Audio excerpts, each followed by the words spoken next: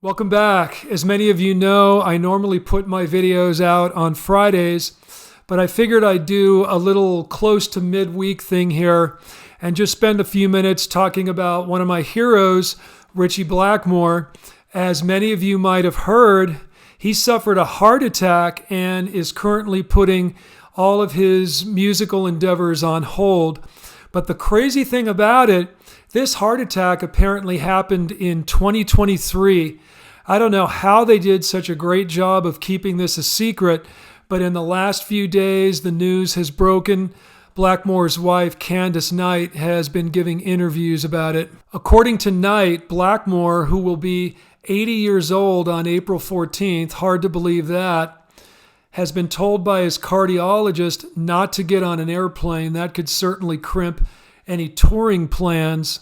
He's got 6 stents as a result of the heart attack, and he's also got some other health issues, including gout, arthritis, and a nagging back problem.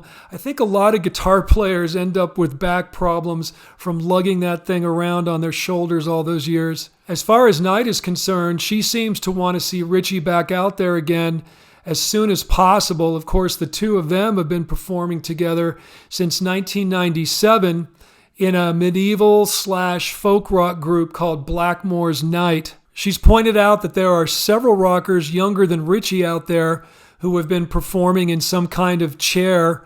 Phil Collins and Ann Wilson of Heart come to mind. But apparently, Ritchie maybe is just a little bit too proud to be seen that way.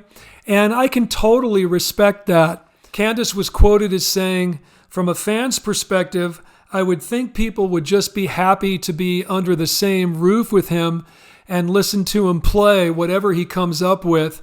And I think she's absolutely right there, but it still remains to be seen what the future holds for Blackmore. And it must be mentioned that Candace is much younger than Ritchie. She's only 53. So it could be that she just doesn't quite appreciate the difference in the way an 80-year-old body feels compared to a 53-year-old body. But whatever the case, I am really pulling for Ritchie, one of my greatest guitar heroes. The first real rock and roll show I ever went to was Ritchie Blackmore's Rainbow and Pat Travers' band at the Cow Palace in San Francisco, 1981, I believe it was. And I'll never forget it when Blackmore came out there, all dressed in black, of course. It was the loudest thing I'd ever heard. My ears were ringing for days after. And of course, his playing was great. As Blackmore fans know, you don't go to a Ritchie show expecting to hear the Highway Star solo note for note like the record. You never know what he's going to come up with, which makes it all so exciting.